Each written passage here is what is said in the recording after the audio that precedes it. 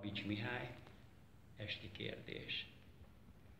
Midőn az est elágyan takaró, fekete sima bársonytakaró, melyet terít egy óriási dajka, a féltett földet lassan eltakarja, s oly óvatosan, hogy minden fűszál lágy leple alatt egyenesen áll, és nem kap a virágok szírmaráncot, s a hímes lepke kényes, dupla szárnyán nem veszti a szivárványos zománcot, és úgy pihennek lepelnek árnyán, könnyű síma bársonyos lepelnek, hogy nem is érzik lepelt tehernek. Olyankor bárhol járj a nagyvilágban, vagy otthon ülhetsz barna busszobádban, vagy kávéházban bámészan vigyázd, hogy gyújtják sorban a napfényű gázt, vagy fáradtan, domboldalán ebeddel nézed a lombon át a lusta holdat, vagy országúton, melyet porlepettel álmos kocsisod bóbiskolva hajthat, vagy a hajónak ingó padlatán szétülj, vagy a vonatnak pamlagán. Vagy idegen várost bolygván keresztül, állj meg a sarkokon csodálni restül a távolodszók hosszú fonalát, az utcalángok kettős vonalát. Vagy épp a vízivárosban, a ríván, hol lángot apróz mattopál tükör, merengje messze múltba vissza ríván, melynek emléke édesen gyötör. Elmúlt korodba, mely miként a bűvös lámpának képe, van is már, de nincs is, melynek emléke sose lehet hűvös, melynek emléke teher is, de kincs is. Ott emlékektől terhes fejedet a márványföldnek elcsüggesztheted. Csupa szépség közt és gyönyörben járván, mégiscsak arra fogsz gondolni gyáván. Ez a sok szépség mind mire való? Mégiscsak arra fogsz gondolni árván, minek a selymes víz, a tarka márvány, minek az est, szárnyas takaró. Miért a dombok, és miért a lombok, s a tenger, melyben nem vet magvető? Minek az árok, minek az apályok, s a felhőke, bús danajda lányok, s a nap, ez égő sziszifuszi kő? Miért az emlékek, miért a múltak, miért a lámpák, és miért a holdak? Miért a végét nem lelő idő? Vagy vedd példának a picény fűszálat. Miért nő a fű, hogyha majd leszárad? Miért szárad le, hogyha újra nő?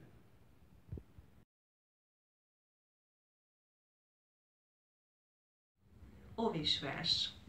Egyszer volt, hol nem volt, elmeséljük, hogy is volt. 30 éve lettünk város, sorra vesztük, mi is volt. Réges-régen 5 kis kertben játszottak a gyerekek, csilingelő kacajuktól visszhangoztak a terek. Eltelt pár év, s egy óvoda sajnos bezárt. Újra kellett gondolnunk, hogyan legyen tovább. Óvónénik tanakodtak, gondolkodtak jó sokat, megírtak egy jól működő programot az óvinak. Készült egy szép csoportnapló, jöttek ám az ötletek. Azóta is könyvecskékben összegyűjtve terjesztjük a kincseket. Óvónénik nem fáradnak, óvodabált szerveznek. Mindenki ki jótékony, oda bizony el is megy. Városszerte kidoboltatik, idén lesz a 18.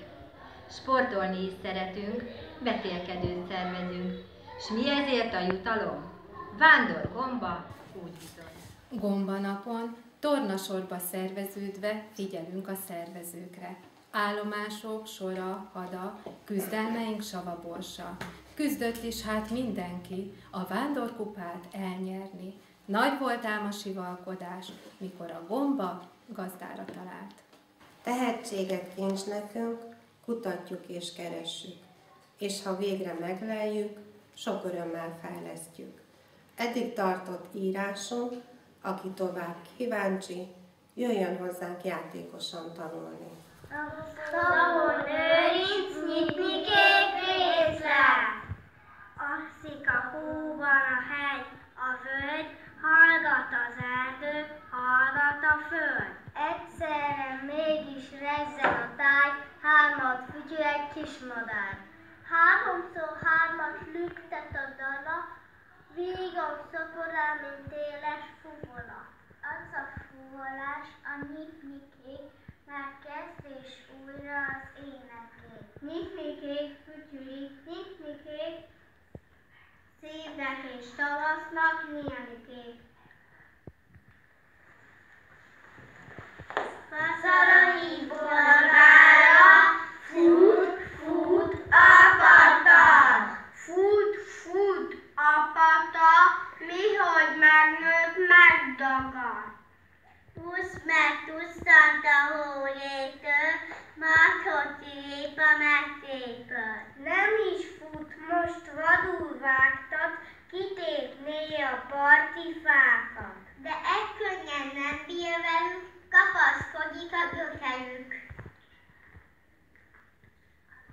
A tusába belefárad, békén hagyja hát a fákat. Sárga állja lassan apad, szelíd lesz a kicsi patak. A hólevet már nem itta, a videónak is sajtiszta. Iványi Mária, tavasz van. Kutyú, brekeke, hangzik innen-onnan, pitpallat, zárnul egy bokorban. Niplikét, szinte mondja, elkerel, és rávagyog lám a nap egy kis vörös begyere. Tavasz van, tücsőszentű vígan, ráfele megy rigó, bejó, így van. Olvasom bólokat, barkát, fokrok, ága, kivirult a pikpak virága.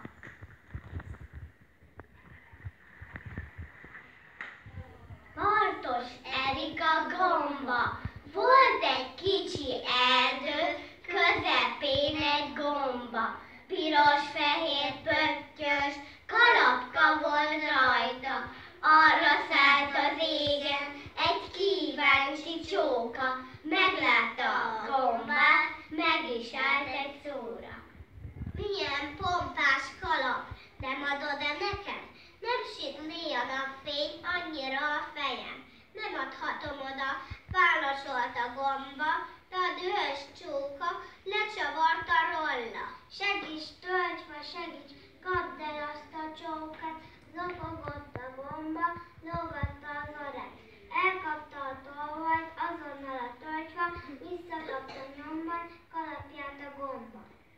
Gazdag Erzsi esős esett, kiukadt a bodri háza, eső csurog bundájára. Egyet csahol, kettőt ugat, kihívja a gazdulamat. Híven őrzöm a kent házat, hozhatnának kalapácsát, egy darab deszkát, pár szeget, ne legyen lyuk fejem fele. Gazdulam még kalapát, bodri egy tócsában áll, és míg szakad a hős eső, elkészül a háztető. Vígan fürdik, és hogyha fáznak, megtér száron otthonába. Meghízott a kisegér, egérlyukon ki se fér, nem tud kijönni enni se, mit kellene tennie. Úgy dönt, nincs neki telefonja, így ezért nagy a gondja, nem tud semmit rendelni, úgy se tudná átvenni. Egyedül él a házban, jól benne van a pártban, kibontcsatán a falat, addig is éhes marad. Úgy döntött, hogy tornázik, és ha már fogyókúrázik, és ha majd lefogy majd gyorsan, egérlyukon kisurra.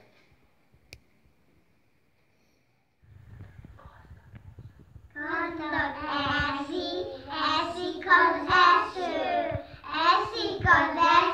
nagyaság, a kis madár minden jár, nem csizmában, cipőben, mezitláb az esőbe, lábelje, ha volna, panaszosan nem szólna, kis cipő, nagy cipő, eltenne a jó idő. Kisegér.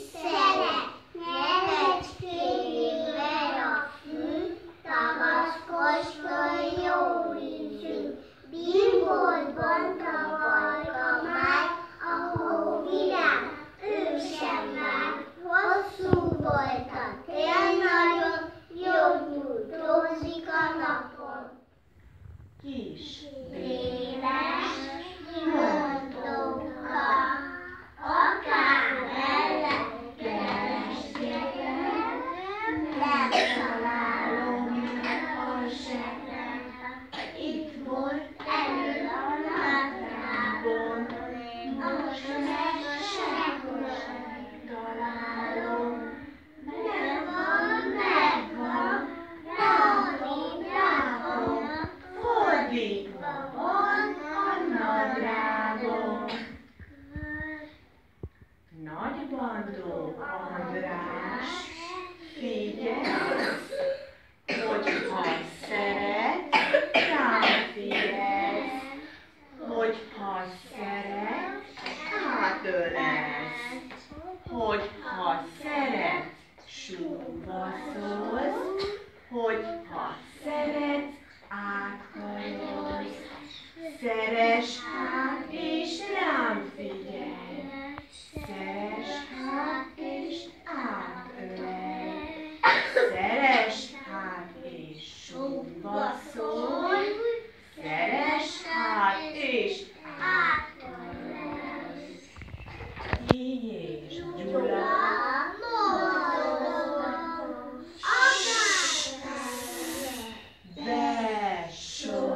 besósúj, Ne se mozdulj, frisszenek a bekapok, messze-messze szaladok, szaladok.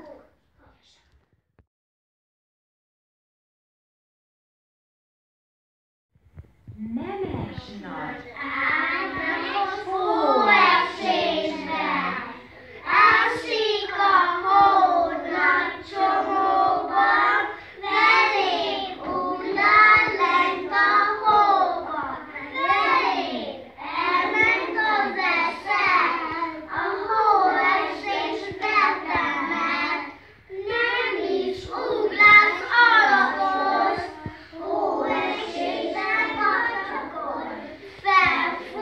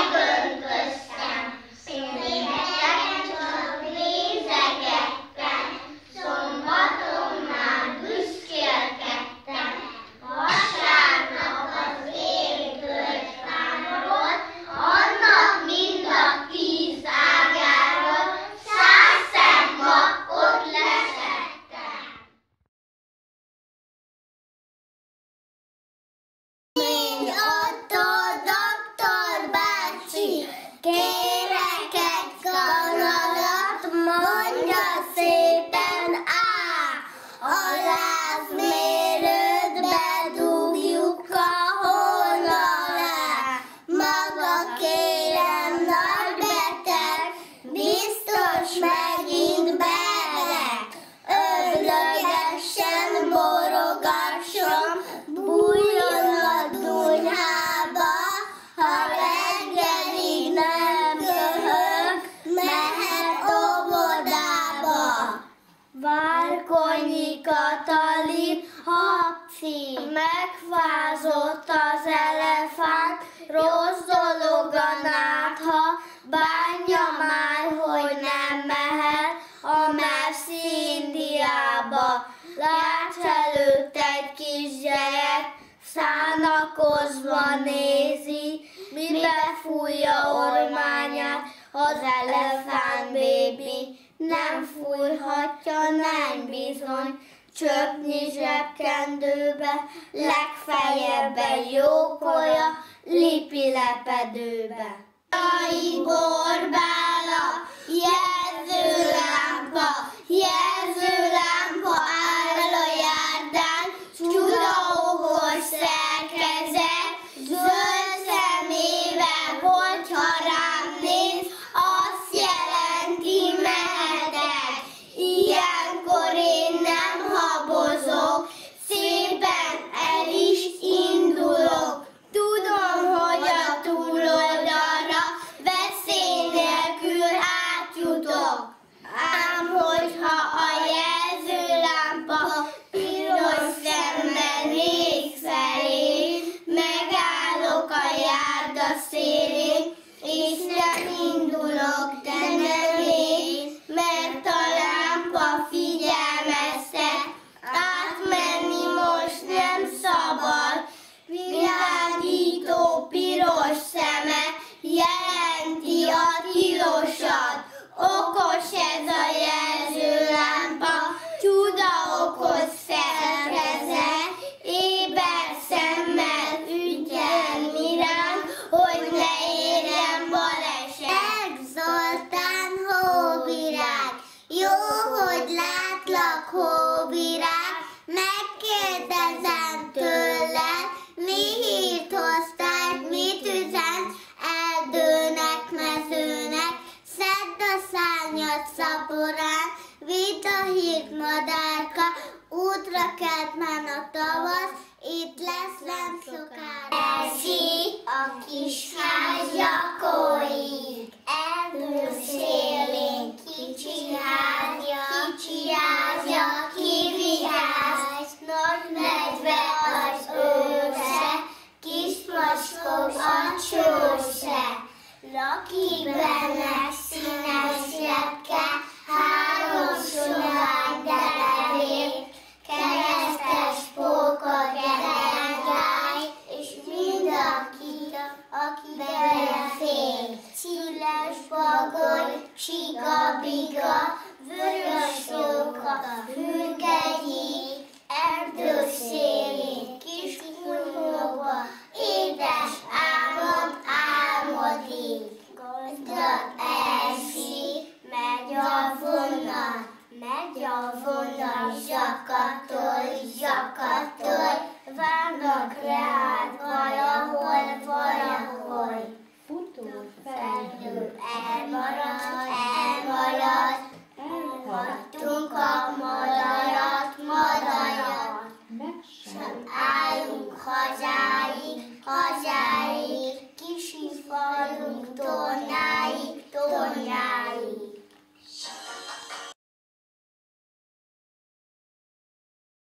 Márkus Katalin, hónapsoroló. Januárban nagy a hó, készülhet a hógolyó. Februárban fúj a szél, meleg kabát sokat ér. Márciusban süt a nap, a hóvirág kibújhat. Áprilisban jön a nyúl, piros tojás elgurul. Májusban már tavasz van, kint vagyunk a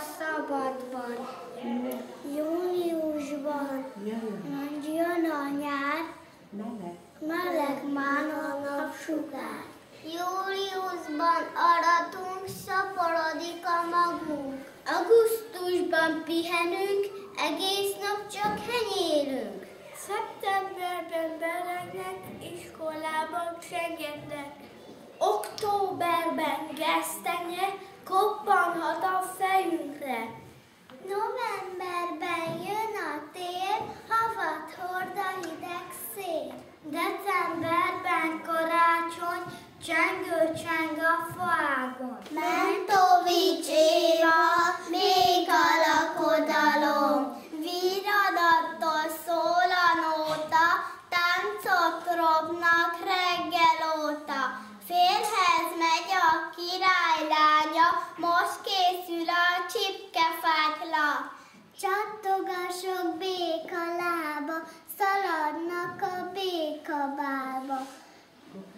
Mókáznak, míg bírják szusszal, most érkeztek békabusszal. Dongó, torta, szúnyog, lárva, ünnepnapon csak ez járja. Pergő, forgó, tarka szoknya, minden rokon vígan ropja. Toldi Erzsébet, Katica, 6 pettyes Katica kering a mezőben, egy pettyét keresi földön, levegőben. Elhagyta több napra, sejeminges réten, azóta kutatja fű virág tövében. Sírjajgat hangosan, mert pettye hiányzik, hisz a pettyaboltban régóta hiányzik. Hirdetést adott fel még az elmúlt héten, aki megtalálja, adja vissza szépen. Illus Vilma szúrós gombot jár a kertben, szusszan pörfemi temperben, bloklok alját nézi, szól a búgószag látnedves óra. Hátán kótoz a szoktüske, megfészülné, de néztük le. Nem jó hozzá, így is jó, úgy hívják, hogy szülisznó. Fésűs szél van, békanóta, még a király papucsának elveszett a pálya. Nézi erre, nézi arra, sehol sem találja. Kereste a gyereke, ebbi harag serege, egy serete úgy elnyelte, fektettük feneke. Szalajtották a kis gyíkot, nézze meg az árkot. Keresték a náderdőbe, szitakötő lányok. Kereste a gyereke, ebbi halak serege, egy serete úgy elnyelte, fekete feneke, brekeke. Nem találják a papucsot sehol a világon, ezért uglál vég a király, ma is mezít lábon. Kereste a gyereke, ebbi harag serege, egy serete úgy elnyelte, fektető feneke, brekeke.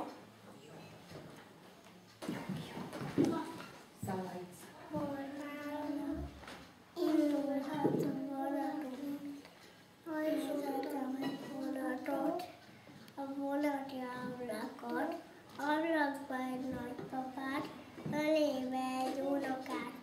Én vagyok az unoka, nagyapám a nagyapa, az ablakban mi vagyunk, indulhat a vonatunk. Superman, az volt a régi tervem, kellene nekem egy Superman, fát kell vágni, apu. Na rendben, szétkaratézza majd a Superman, asztalt lerakni, eszméletlen, tányér, pohár, öbdös, töretlen. helyetlen. Labdát autó elől kimentsem, belül van még 10 másodpercen. Viszi néni csacrát helyettem, betolt Trabantot, csak úgy recseg. Soha senkit nem kéne vernem, elintézni azt ő helyettem. Azért lett igazi Superman, bevallom, néha kellemetlen. Ha gyújtogatok, áll mellettem, gyufám elfújja, rendületlen. Coffot húzok. Ott terem mentem, s a lányt védi, persze nem engem. Peti alá rajszögettettem, kipöckölt a remek ütemben. Köpőcsővel risteregettem, röptében kapta el Superman. Helyes fiú ez, így merengtem, de nyomtól fölfelé fejletlen. Hiszen messzet azért nem ettem, sosem bulizni lehetetlen.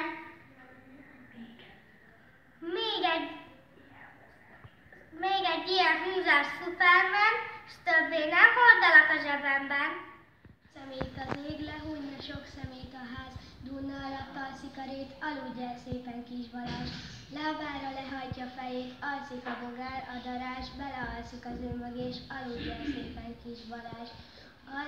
A villamos is alugszik, s még szendereg a robogás, álmában csöngek egy picit, aludj el szépen kis Balázs. Alszik a széken a kabát, szomjadozik a szakadás, máma már nem hasad tovább, aludj el szépen kis Balázs.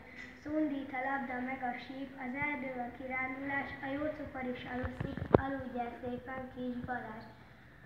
A távolságot, mint üveggolyót megkapod, óriás leszel, csak húny le kis szemed, aludj el szépen kis Balázs. Tűzoltó leszel, s katona, vadakat terelő juhász, látod, elalszik anyuka, aludj el szépen kis Balázs. Vesztergom Andrea, csak azért is kislegény. 10 évesen azt gondolom, nem vagyok már kisbaba. Szívem szerint mégis tudom, ölben ingatna anya. Iskolába magam megyek, harcot vívtam én ezért. Nem vagyok már rovis gyerek, kit az úton átkísért. Gondtalanul éldegéltem családtagjaim között, míg nem Miska most a télen a szomszédba költözött. Csúfolódott szemtelenül, ablakomon kopogott. Mérges lettem, végtelenül, pedig türelmes vagyok. Itt ért véget lelki békém, kínnal múltak perceim, útba estek mind a végén, visszavágó terveim. Elfutottam nagyjékhoz, tőlük kértem tanácsot. Segítsenek, mit tegyek, hogy megtréfáljam a srácot. Gyerekzsúr lesz most vasárnap, mindenképpen elmegyek. Felveszem az új ruhámat, s a legszebb lányt én leszek. Kigondoltam, hogy a Miskát meglepem, de kutyául. Azt szeretném, hogyha meglát, azon nyomban elájul. Nagyi szerint ez a módi, fodros szoknya, lakcipők, vasaggal ért begombolni, ettől leszek úrinő. Másként tetszik nagypapának, bőrszoknya és hosszú haj, kopott csizma, táncos lábak, így menő egy mai csaj. A legjobbnak én azt látom, a 2 tanácsot ötvözöm, és szekrényemből kihalászom a bőrszoknyám s a lakcipőm. Tükör előtt forgolódtam, korán reggel vasárnap. Eltökélten fogadkoztam, megmutatom Miskára. Beléptem a nagyszobába, nem is ment az olyan könnyen. Miska, szeme szája tátva, szabad lesz egy táncra, hölgyem? Nem is csúfol ő azóta, s pókokkal se dobál mára, s meghívod vasárnapra, vagyizni a cukrászdába. Tolcsai Ferenc himnusz. Isten áld meg a magyart, jókedvel, bőséggel. Nyújts feléje védőkart, ha küld ellenséggel. Bal sors, akit régen tép, hozz rá végesztendőt, megbűnhülte már a nép a múltat s jövendőt. Őseinket felhozzák Kárpát-Szent Bércére, átaladják szép hazát, rendezvúznak vére. S merre zúgnak habjai Tiszának, Dunának, Árpád hős magzatjai felvirágozának. Értünk unságmezein, ért kalász lengettél, Tokaj szőlőveszein, nektárt se petettél. Zászlón gyakran felvelt, Bécs nem büszke vára. Haj, de bűneim miatt gyúlt haragkebletben, s elsültelt villámidat dörgő fellegekben. Most rabló mongolnyilát zúgattat felettünk, majd töröktől rabigát vállainkra vettünk. Hányszor zengett ajkain, ozmán vad népének, vert hadunk csonthalmain győzedelmi ének. Hányszor támadtám fiat, szép hazám kebledre, s elsúrtált villámidat, s lettél magzatod miatt magzatod hanvedre. Bújt az üldözött s felé, kardumó barlangjával, szerte nézett, s nem lelép honnyát a hazában. Bércre hág és völgybe száll, bús kétség mellette, vérözön lábainál, s lánytenger fölette. Vár állott, most ülhalom, kert s örömröpkedtek, halálhörgés silalom zajlik már helyette.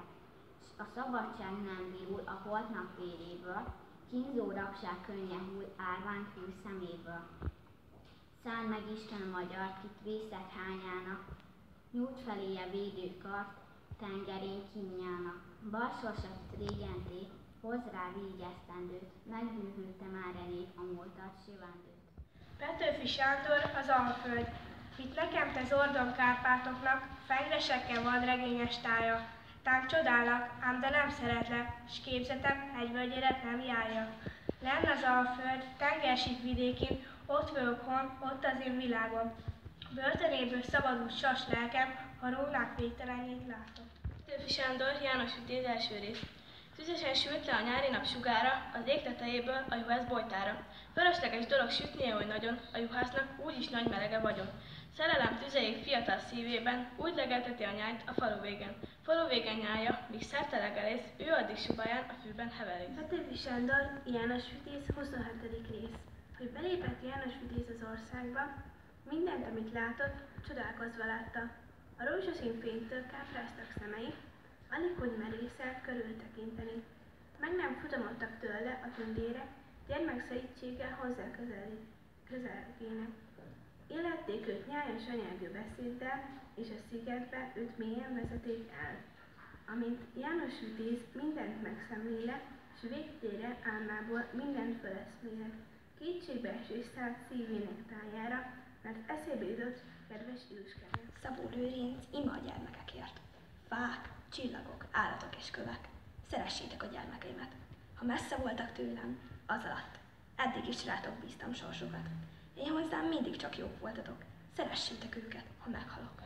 Tél, tavasz, nyár, ősz, folyók, ligetek. Szeressétek a gyermekeimet. Áprili Lajos, Erdei út. Itt szarvas járt, kis unokám, menjünk utána friss nyomán. Figyelj csak, milyen tiszta nyom, puha földön járt, nem hapon. Itt mint szétnyílt kagyló, olyan, itt repedszív formája van. A lépte mindenütt nyugodt, nem űzte senki, nem futott. Nézd, itt megállt, mohot kapart, itt meg kőriskérekbe mart. Szép halkan ragd a lábadat, ne roppanj száraz ágakat.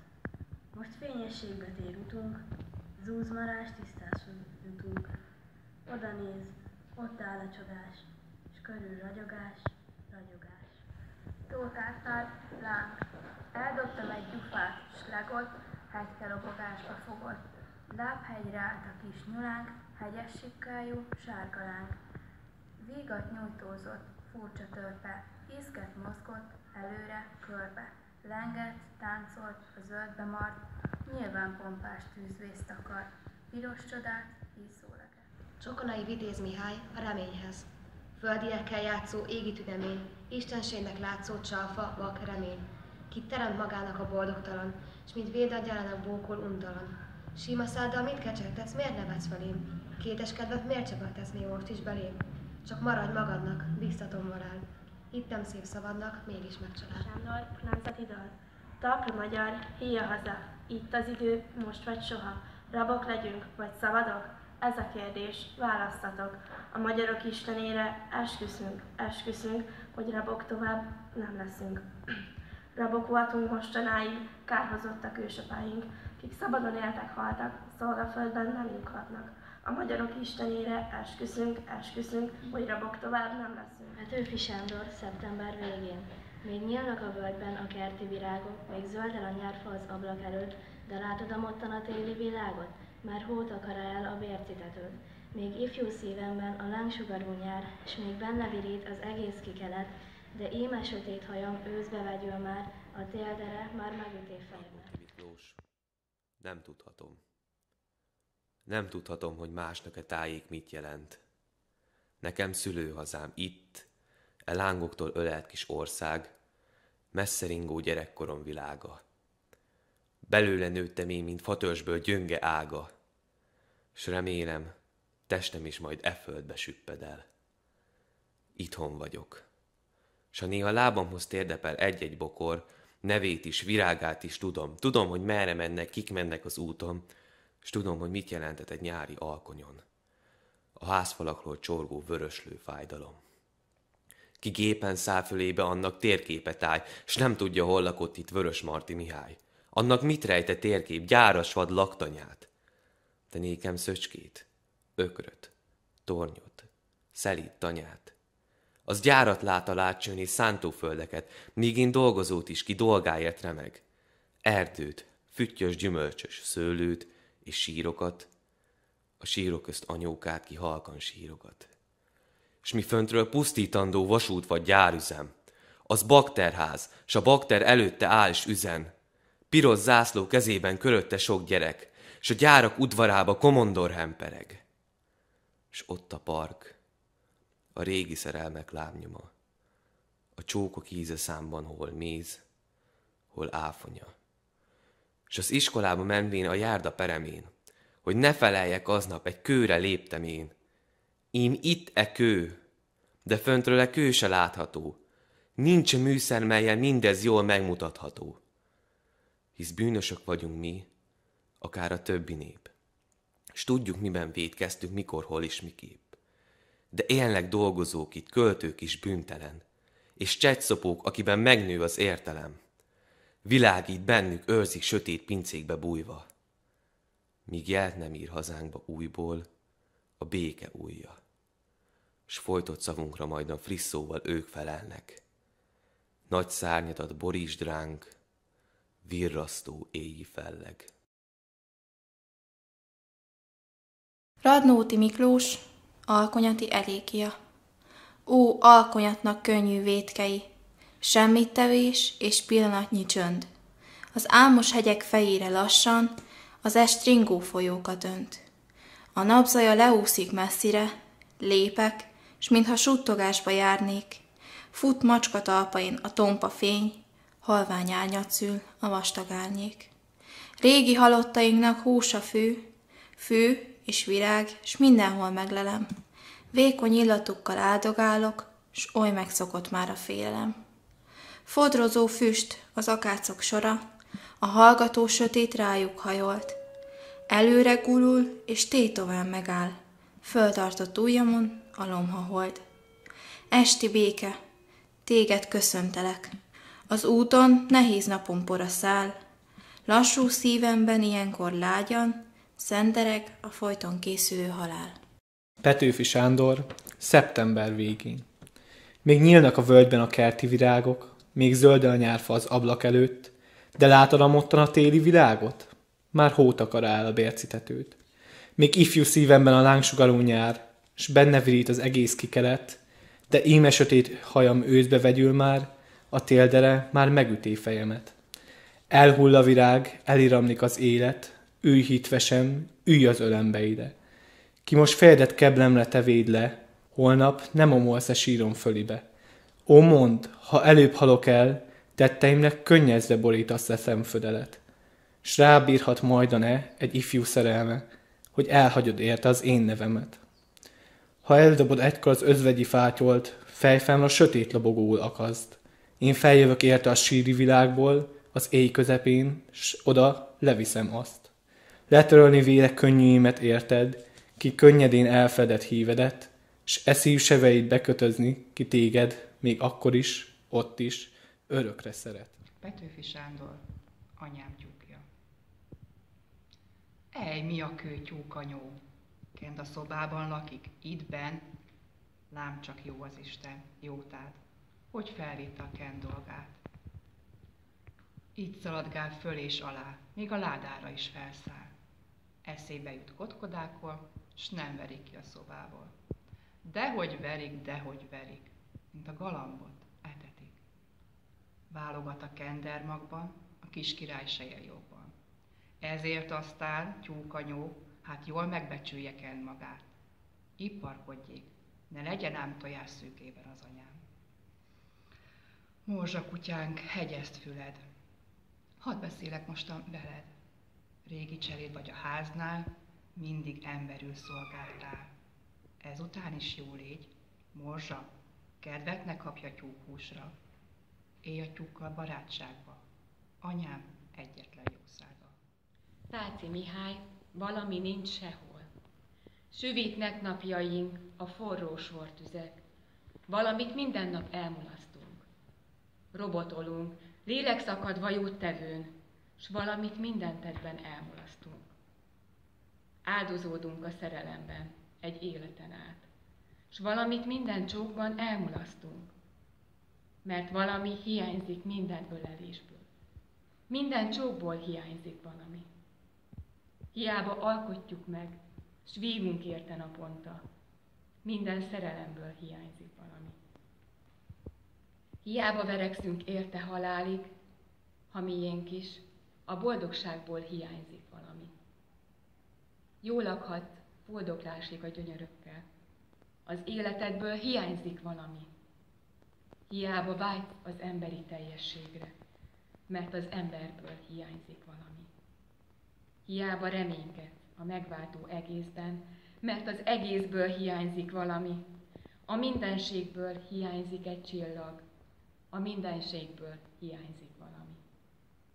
A világból hiányzik a mi világunk. A világból hiányzik valami. Az égboltról hiányzik egy sugár. Felőlünk hiányzik valami. A földből hiányzik egy talpalatnyi föld. Talpunk alól hiányzik valami. Pedig így szólt az ígéret a múltból. Valahol, valamikor, valami. Hitették a bölcsek, hitték a hívők. Mióta élünk, e hitetést hallani. De már reánk tört a tudás, valami nincs sehol. A mi dolgunk ezt bevallani, s keresni azt, ami már nem szabad senkinek elmulasztani. Újra kell kezdeni mindent. Minden szót újra kimondani. Újra kezdeni minden ölelést. Minden szerelmet újra kibontani. Újra kezdeni minden művet. És minden életet. Kezünket mindenkinek újra odanyújtani. Újra kezdeni mindent a világon. Megteremteni, ami nincs sehol. De itt van mindnyájunkban. Mégis belőlünk sürgetve dalol, újra hiteti, hogy eljön valami, valamikor, valahol. Várnai Zseni, csodák csodája. Tavasszal mindig arra gondolok, hogy a fűszálak milyen boldogok. Újjászületnek, és a bogarak, azok is mindig újra zsonganak. A madárral is mindig ugyanaz, újjáteremti őket a tavasz. A tél nekik csak álom, semmi más. Minden tavasz csodás, megújhodás. A fajta él, s örökre megmarad, a föld őrzi az életmagvakat. S a nap kikelti mindent, újra él, fű, fa, virág, bogár, és falevél. Ha bölcsebb lennék, mint milyen vagyok, innám a fényt, ameddig rám ragyog. A nap felé fordítanám arcomat, s feledném minden búmat, harcomat, élném időmet, amíg élhetem, hiszen csupán egy perc az életem. Az, ami volt, már elmúlt, már nem él. Hol volt, hol nem volt, elvitte a szél. S a holnapom, azt még meg kell élni még. Csillagmécsem, ki tudja meddig ég. De most a tündöklő sugár még rám ragyog, s ölel az illatár. bár volna rá szavam, vagy hangjegyem, és hogy érezhessem, ahogy érzem. Ez illatot, fényt, nagy zenét, tavaszi varázslat ihletét, mely mindig új, s mindig ugyanaz, csodák csodája, létezés, tavasz. I és Gyula, 2 március. Maga szájon a rügya hús forja tajtékkal újra nedvét. Fújja füttyöngve március szoknya, és trónborító kedvét, hiszeg, riadtan fordulok hátra, ó hátra, nem előre, míg az új s régi trónusok hegyként feszülnek mindörökre. Ó, kamasz csupa reggel század, a hegyeken át postakürtel utazó eszmék, tervek, vágyak, s ti naív arcok, tele tűzzel, jövőbe nézők lelkesen, beszégyellem a rajongástok, szabadság, harc és szerelem, elmúltak, mint dilizsáncok. Mint ózsdi fiókok szagát, mint sárgult imakönyvekét, mint foszló menyasszony ruhák lázát, elárult nénikék, úgy szimatolom, március, úgy szívom újra lángja dús arccal szeletben azt a kort, mikor lelkünk szűz arra volt. Zúghat az ünnep, ideben így ünnepellek, hallgatom. Nézek egy régi könyvet, és próbálgatom a szavakat. Még kér a nép, és fölmerül egy arc, most adjatok. Vadul ajkát harapva néz körül, s egy ország helyett elpirul. Vannak, akiket pártolt az idő. A láthatárra zajjal feltörő, a hadirendben érkező napok hozzájuk álltak hirtelen, mint fölkelt csatatok, kiknek az idő dolgozott, várat vívott és toborzott vidáman, gyúrta a lelkeket, s a győzelem eldőlt már ott, a portyázó csatákban.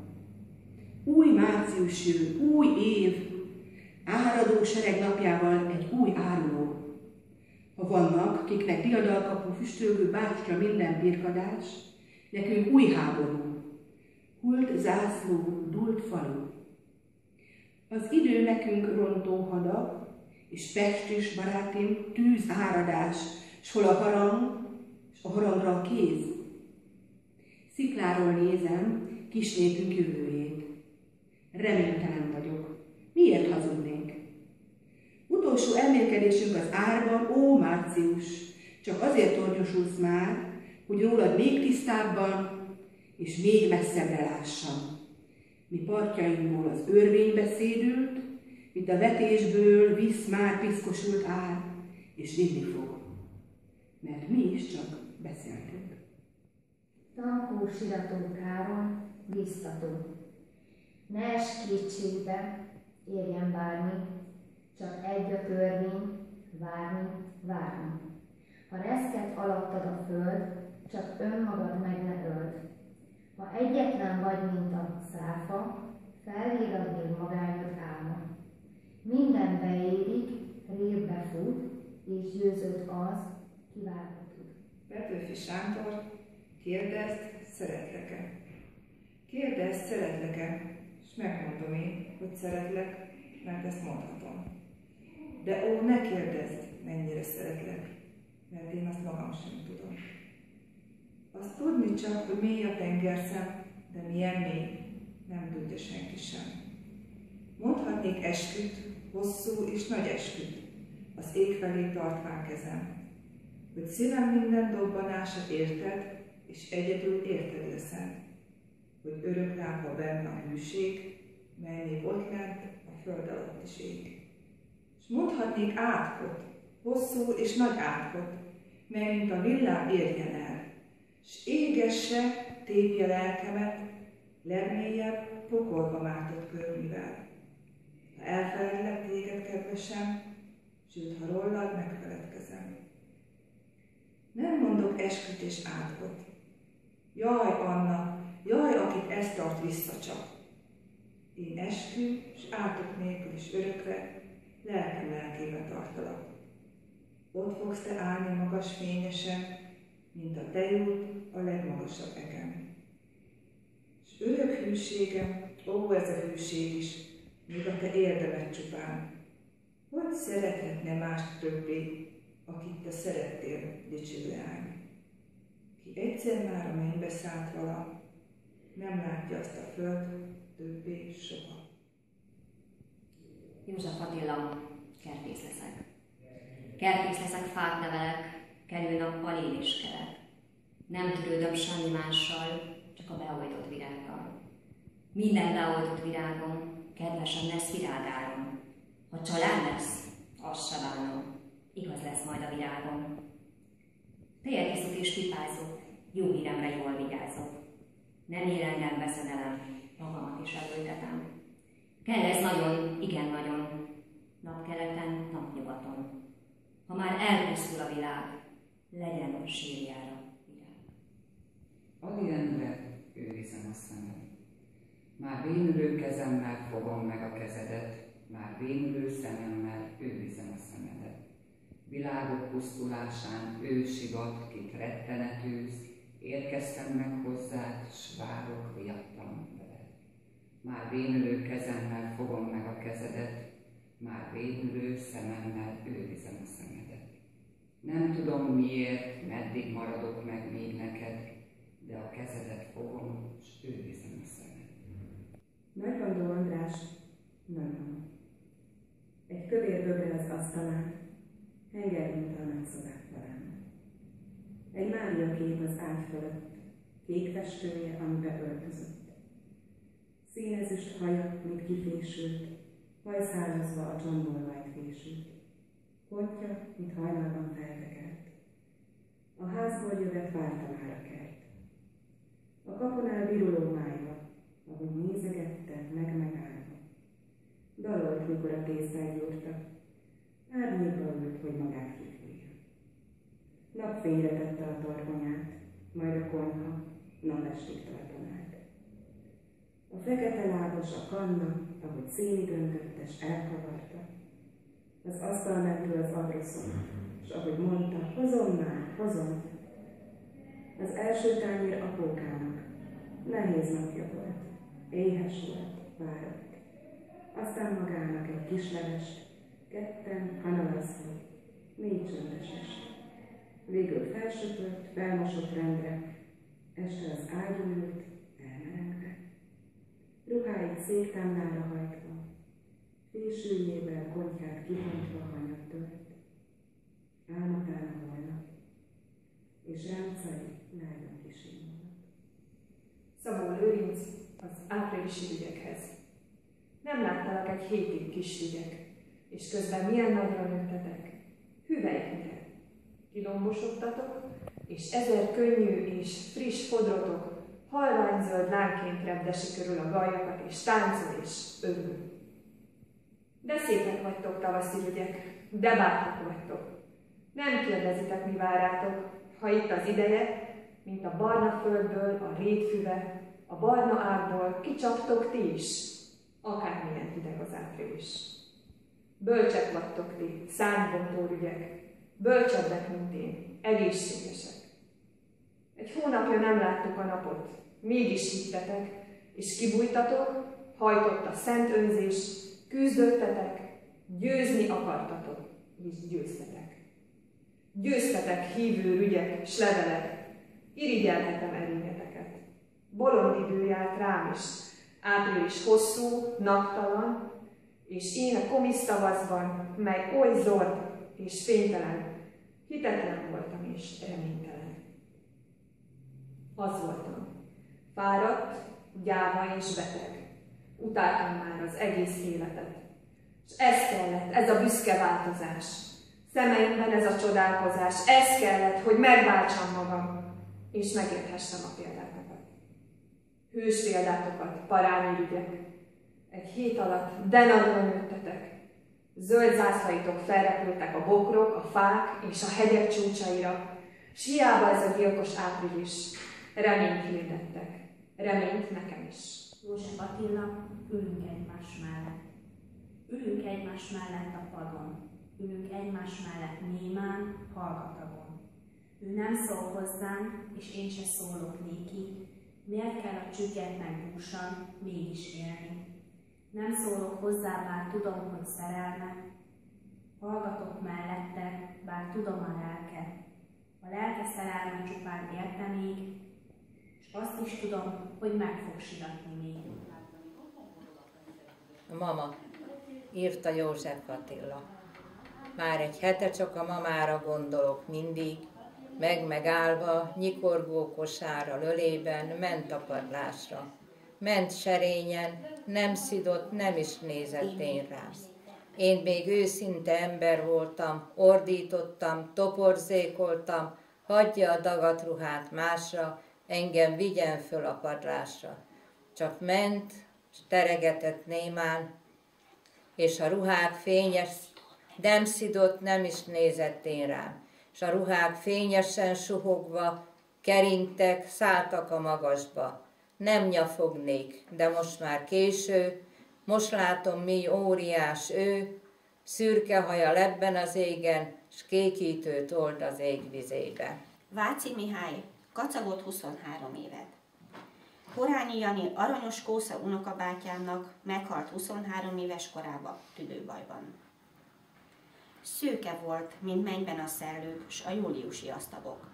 Emlékszem, szittam minden felnőtt, a szomszédok, a rokonok, ő meg csak állt és kacagott. Így áll előttem most is. A szemére zuhog haja és hunyorog, vállát vonja, keze zsebébe dugva, s pimaszul vigyorog. Az iskolát messze kerülte, amerre fény száll, s pásztorok lábához ült a habzófűbe, vagy rostövén lesett a fűrje. S ha elcsípték, szótlanul tűrte a méterrudat, a botot, orrát törölte, s kacagott. Ijesztette tanítója, megállj, beadlak javítóba. Csak nézett rá, és kacagott. És mikor elvitte a rendőr, kimászott az emeletről, s hazajött a szóról gyalog. Jó estét, húj, hát itt vagyok, és kacagott. Mint menhegy itt tanyára adták, s húsvétkor meglopta a gazdát, csent egy borotva pamacsot, csendőröket hívtak, az anyját. De ő csak állt és kacagott. Kölyök volt még, hát békén hagyták. Majd Bábolnára beszerezte valaki rokon, ott volt hegykel lovász gyerek, jó volt a dolga. Az őrnagyúr legkedvesebb lovát egy hajnalon halálra lovagolta. Vigyázba pattant. A galop elhult, jelentem, s kacagott. Kifutó lett, aztán egy péknél taposta a tragacs biciklit. Egyszer a fűtött kemencénél kiborított egy kosár kiflit. A főnök úr ott azon nyomban lehúzott neki egy pofont. Na, én nem eszek így goromba, szólt ő, és jól odarugott, és a többiekkel kacagott. De aztán behívták huszárnak. A parolinja, mint a szeme kék. Ő volt, kire a lányok várnak, ostorsuhogtató szemű, édes csibész. És hát az őszi hadgyakorlaton egy éjszakán át lovagolt. A lányokat, hely, szerette nagyon, kószát éltük, mint felhők közt a hold. És mikor megjött a haboslóval is kérdezték, csak kacagott. Igen? A kapitány is nevetve fogadta, s délelőtre kiköttette. Ősz volt, eső, hó suhogott. Aztán egy hónap az egyesbe, a hideg rázta nappal, este meg lázálmába kacagott. Végül mégis kórházba küldték. Ott essen a feneteléd. Már vért köpött, ha kacagott. Anyám hívták, akkor felült még. Fiam, mit ennél? Elmosolyodott. Emlékszik-e, hogy szerettük rég a kovászos uborka belét? Anyám szegény sírt, kacagott. Eltemették homoki földbe. Fejtől egy suhogó botot szórtak fölé a rokonok. Éneklő jegenye lobbant belőle, s ráírták a lány fehér bőrre. Horányi János közlegének, kacagott 23. Hetényi György, a kisvonat. A kisvonat télen-nyáron futott, szaladt pusztaságon. Megálló volt 13, ahol madár ült a fákon. Keskeny vasút messze ment el, sok kis tanyákat ölelt fel. Így utazott a nép kedvel, ha nem is oly lebbel, sebbel. Kaszaper volt a központja, 4 felé állt el az útja. Ó, de boldog volt a puszta, ha robogott kis vonatja. Minden reggel, minden este szállt a gőzös füstje messze, néha-néha elfüttyentve, kisvárosba elsietve. Így ment ám ez tavasz ősszel, versenyt rohant az idővel. Egyszer aztán nem bírt gőzzel, felszedték a sínpárt gőggel. De a jó nép nem felejti, néha-néha szóba ejti, úgy kattognak kerekei, hogy a szívet félreveli. Kostolányi Dezső Ilona, lenge lány, aki sző, holdvilág a mosolya, ezt mondja a neved, Ilona, Ilona. Lelkembe hallgatag, dalolom, laddala, dajkálom a neved, lallázva, Ilona. Minthogyha a fülem szellőket hallana, sellőket, lelkeket lengeni, Ilona. Műezin zümmög így, la illa, lillala, mint ahogy zengemén, Ilona, Ilona. Arra, hogy feltűn és eltűn a fényhona, fény felé, éjfelé, Ilona, Ilona. Balgatag álmaim elzilált limloma, távoli szellemi landzene, Ilona. Ó az I kelleme, ó az L dallama, mint ódon ballada, úgy sóhajt, Ilona. Csupa L, csupa I, csupa O, csupa A, csupa tej, csupa kéj, csupa jaj, Ilona. És nekem szín is ez, halovány kéklila, halovány anilin, ibolya, Ilona. Vigasság, fájdalom nem múlik el soha, s balzsam is mennyei, lanolin, Ilona. Elmulló életem hajnala alkonya, halkuló nem mulló, hallalin, Ilona. Langatag angyalok aléló sifolya, Ilona, Ilona, Ilona, Ilona.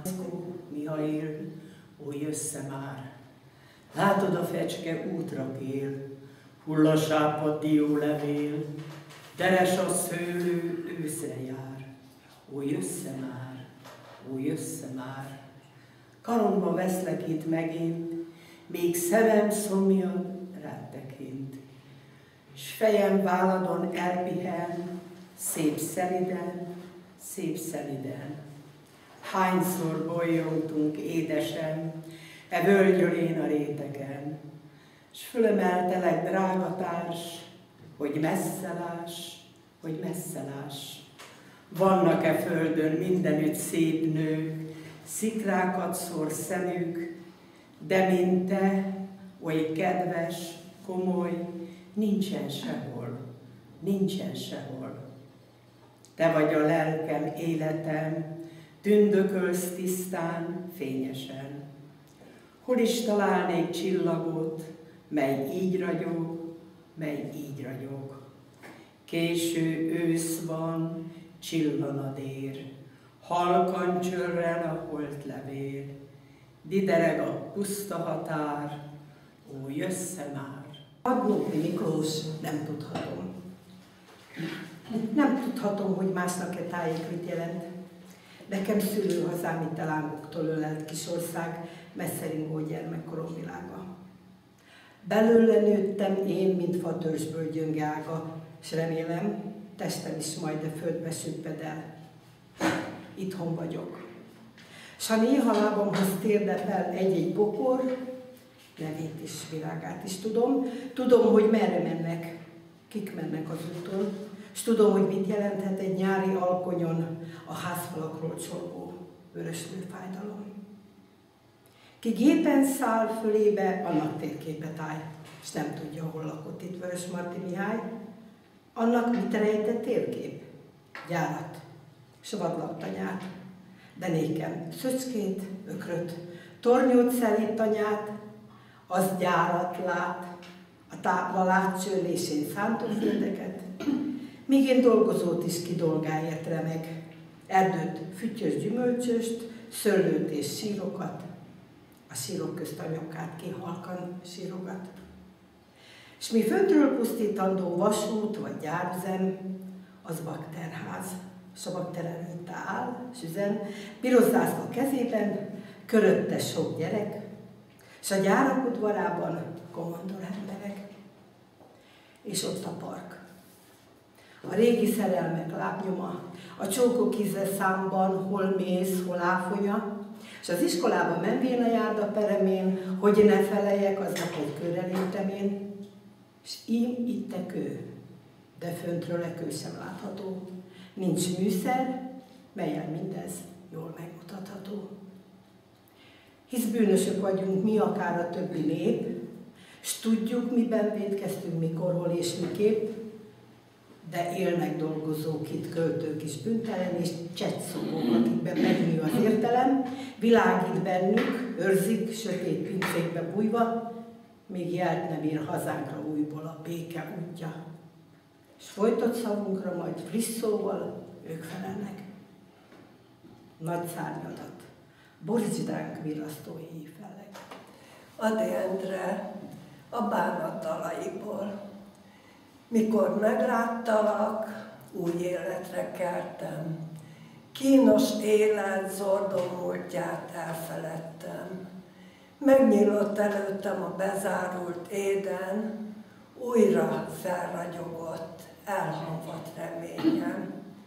Rózsaszínű felhők úszkáltak az égen. Ha néha hányt vetett kétkedés hulláma, boldoggá tett szemed biztató sugára. Ó, hogy hittem én a csalfa bolygófényben, rabszolgája lettem csapadás szívének. Hittem a mosolygó, rózsaszínű égnek. Amikor elváltunk, szívem fénylő lángja kialudt örökre, sötét éjszakába. Komor bánattá vált, tündöklő reményem, folytogató kínál, égő szenvedélyem. Sötét búsfellegek nyargaltak az égen. József Attila születésnapomra. 32 éves lettem én, meglepetése körte, mint csecsebecse, ajándék, mellyel meglepem, kávéházi szegleten magam. 32 éven elszerelt, s még havi 200 sose telt. Azán. Lehettem volna oktató, nem így töltő-toltkodtató szegény legény, de nem lettem, mert Szegeden eltanácsolt az egyetem fúra. Intelme gyorsan, nyersen ért, ha nincsen apám versenyért, a hont kivont szabjával óvta ellenem, ide idézi szellemem hevét, nevét. Ön, amíg szóból értek én, nem lesz tanár-e féltekén. Kagyog, s ragyog. Ha örül Holgeran tanúr, hogy költőnk nem nyelvtan tanul, se kélyekért. Én egész népemet fogom, nem középiskolás fogom tanítani. A szívek szabója. Ért egy szabómester, szíveket foltozott. Hozzá sok ember sok-sok munkát hozott, mert a szép szívüket sok sérelem érte, s bár a szabóbérét vastagon megkérte, ki sem látszott sajnos a temérdek munkából, s a szabóműhelytől egy nap sem volt távol. Nagyon unta pedig e monoton munkát, mindig csak ugyanaz, hidd el, te is unnád. Kíváncsi lett tehát, a szívet mi bántja, mi okozza vesztét, miért jönnek el pántja. Hová lesz belőle a sok tiszta érzés, miért ül ki színére megszakadás, vérzés. Egy napon úgy döntött, utána jár végre, miért fáj a sok szív, miért hullik vére. Letette a munkát, bezárta a boltot, s indult, hogy megnézze, a szív miért nem boldog.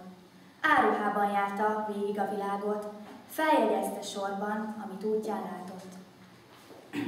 Sok magányos szívvel hozta össze sorsa, amiből hiányzott a szeretet morzsa. A hit, a bizalom elfogyott belőlük, szeretetlenséget láthatott csak tőlük. Haraggal és dühvel méreggel vélelték, nem csoda, hogy párjukat sehogyan sem lelték. Mind a pénzt hajszolta, s jónak lenni féltek. Bezárták szívüket, s mind maguknak éltek. Kedves ölelésben sohasem volt részük, elromlott motorjuk legfontosabb részük. Nem aludt éjszaka, s mit hozott a reggel, körülvette magát sok-sok kisgyerekkel. Árva kis lelkeket fogadott magához, és eképpen kezdett újra a dolgához. Mert a kisgyerekek tiszta szívvel élnek, szeretetet adnak, ölelést cserélnek. Mosollyal, hálával gyógyítják a szívet, tőlük lesz boldogabb, nyíltabb a tekintet. Mert ha az emberek megtanulnak adni, és begyógyult szívük képes befogadni, akkor a szívszabóra soha nem lesz szükség, szeretettel telve a szép szívek büszkék. Végre a jósággal telik meg világunk, mikor egész évben csupa jót kívánunk. Petőfi Sándor, falu végén kúrt a kocsma. Falu végén kúrt a kocsma, oda rúg ki a szamosra. Meg is látná magát benne, ha az éj nem közeledne. De az éjszaka közeledik, a világ lecsendesedik. Pihen a komp, kikötötték, benne hallgat a sötétség. De a kocsma bezzeg hangos, munkálódik a cimbalmos. A legények kurjongatnak, szinte reng belé az ablak. Kocsmárosné, aranyvirág, ide a legjobbik barát. Vél legyen, mint a nagyapám, és tüzes, mint ifjú balán. Húzzad, cigány, húzzad jobban, táncolni való kedvem van. Eltáncolom a pénzemet, kitáncolom a lelkemet. Kopogtatnak az ablakon. Ne zúgjanak olyan nagyon, azt üzeni az uraság, mert lefeküdt, aludni vágy. Ördög bújjék az uradba, te pedig menj a pokolba. Húzz rá, cigány, csak azért is, ha mindjárt az ingemért is. Megint jönnek, kopogtatnak. Csendesebben vígadjanak. Isten áldja meg kendeket, szegény édesanyám beteg. Feleletet egyik sem ad, kihörpintik boraikat, végét vetnek a zenének, hazamennek a